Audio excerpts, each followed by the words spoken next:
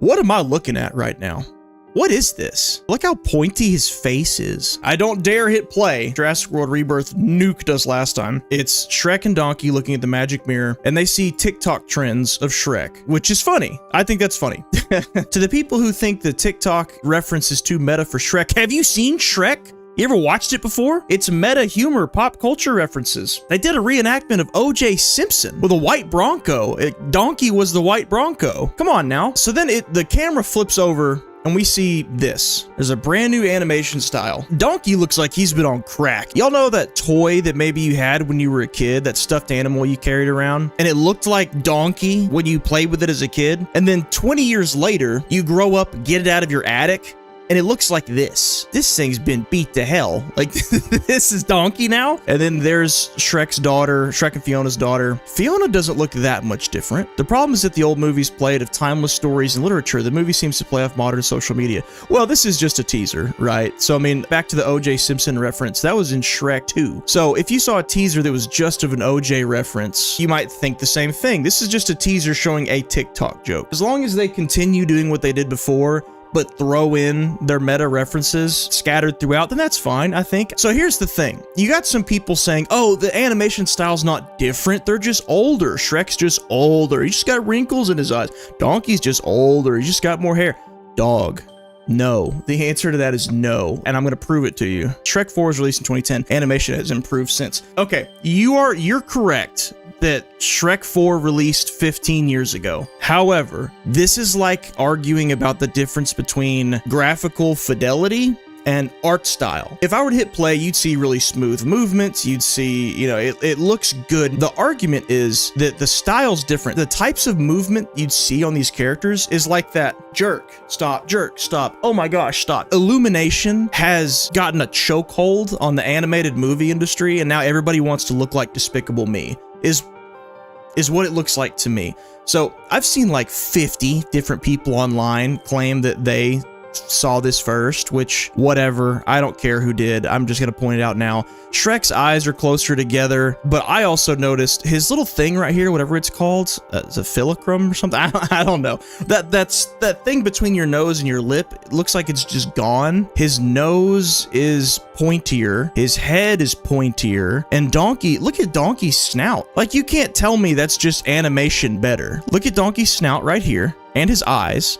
And then look at Donkey's eyes and snout right here. Nobody's arguing that this isn't good animation. It's just different from what we've known. I think what a lot of people like about Shrek is kind of this weird, uncanny valley looking, like, look at the eyes. They look human, don't they? They look like human eyes. And then over here, that is unashamedly cartoony. They look almost human. And his eyebrows are kind of like, what would you call that? Wiry? Over here, they're like smooth and bushy, like you could pet them. Ugh. If you just can't get enough of Zendaya, she plays this character here, which is Shrek and Fiona's daughter. Wait, so Shrek and Fiona had 2 sons and a daughter, didn't they? Yeah. Okay, Fergus, Farkle, and Felicia. Is that really the names? And then you...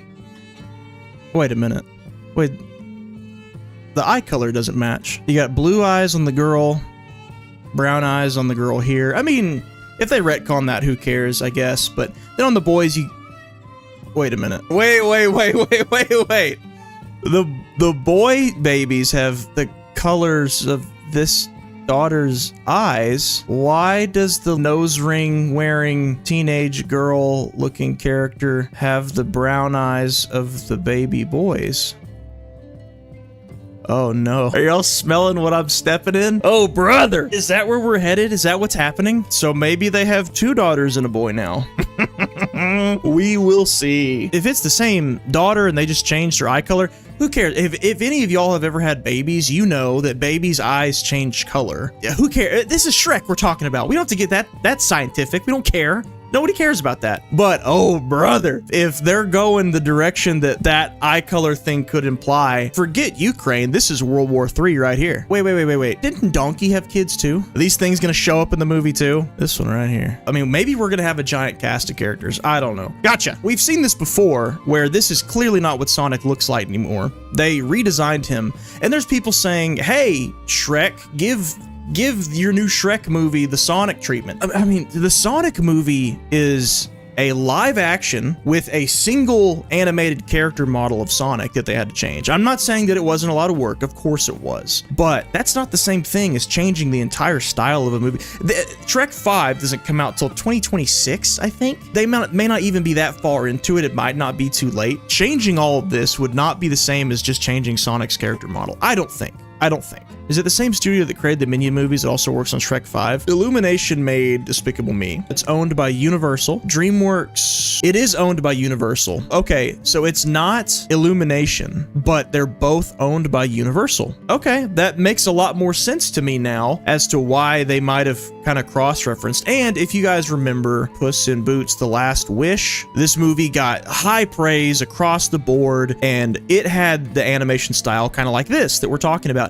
And it looks like they just took the animation style of Puss in Boots: Last Wish and just moved it over to Shrek. So I've seen the conspiracy theory that maybe they were putting it out there on purpose to try to get people's reactions. And I don't think they wanted to get bad reception and change it, because the whole point of your marketing should be to get people excited about your product, not angry with your product. I think they genuinely looked at the reception to Puss in Boots and they said, everyone loved this. It only makes sense for us to use that same style over in Shrek. That kind of animation flew in Puss in Boots: Last Wish because it was like a fantasy epic, almost like a comic booky type movie. Shrek, obviously there's fantasy in it, but it still always had that anchor kind of an uncanny valley, almost realistic, real world type looks. To summarize this whole debate, let's not deny that this is a different animation. Let's not deny that Illumination had a big influence on this. Let's watch out for the daughter, I guess.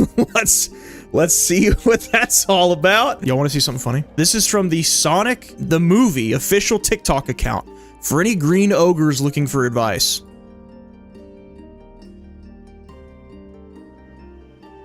Oh my god, getting called out. This one change to Sonic spawns a extremely successful film franchise that now just released its third one, and there was a TV show, and they had Keanu Reeves cast as Shadow. We went from this to Keanu Reeves' Shadow. I've made the case 1,000 times, I'll make it again. You give people what they want, that's the whole backbone of commerce. If you don't have what people want, they won't buy it from you. People don't want Shrek 5, the Minions. They just want Shrek. That's it. I'm gonna be honest, I don't think they change it. I think what they're gonna bank on, The Last Wish, Puss in Boots did extremely well, and they're gonna say, it doesn't matter what some internet people get upset about. This is a kid's movie. Parents are going to take their kids to it. There's going to be some adult humor in there too. People aren't going to resist. It's Shrek. It's like Batman v Superman. Before that movie came out, there was a producer on it. Somebody asked them, what is special about your movie? What are you excited for? And he said something to the effect of, well, it's Batman and Superman. How can you go wrong? And I saw that quote before the movie came out and I was like, oh, that's not good. That's not good.